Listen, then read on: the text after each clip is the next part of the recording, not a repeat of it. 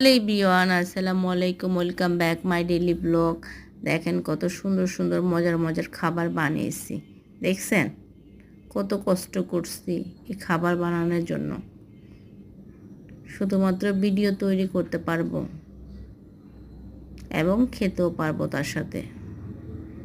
আর এখানে গুঁড়া মরিচ আছে, যে নিয়ে খেতে পারে নিয়ে খাবে আর কি, যার যতটুকু লাগে ঝাল টক এরকম লাগলে খাবে।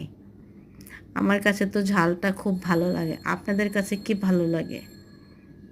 এটাকে তো মাছ দিয়ে ফিশের মতো করে বানিয়েছি, আর এটাও মাছ দিয়ে বানিয়েছি। মাছ খেলে অনেক ভালো।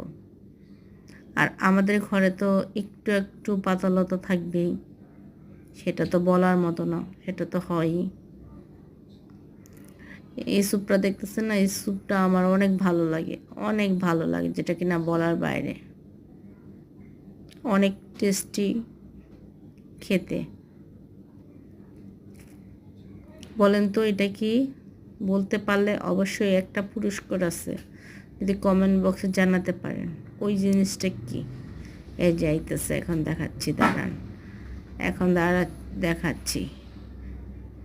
এই যে এই জিনিসটার কথা বলছি, এইটা কি বলেন? এটা তো জানেন সবাই, এটা কি? এটা আমি মাছ দিয়ে তৈরি করছি।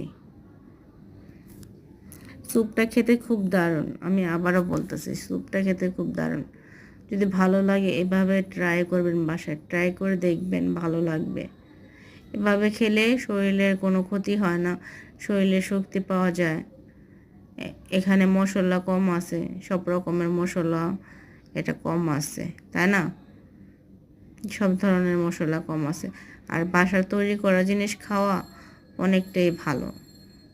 বাইরের খাবার খাই না যে এমন কোনো কথা নেই, খাই খুব কম। আগে প্রচুর খেতাম, প্রচুর বাইরের খাবার খেতাম আগে, এখন খাই না। বাইরের খাবার খেলে গ্যাস্ট্রিক হয়ে যায়। আর আমি শুকনো মরিচটা কম খেতে পারি, এখানে কম নিয়েছে, যা দরকার পড়বে সে নিয়ে খাবে। আমি তো সবগুলার উপকরণ বললাম। যদি ভালো লাগে অবশ্যই একটা কমেন্ট করবেন, লাইক দিবেন, শেয়ার করবেন, সাবস্ক্রাইব করবেন, বেশি বেশি শেয়ার করবেন আমার ভিডিওটা। দেখেন আপনাদের জন্য কত কষ্ট করে আমি ভিডিও বানাই।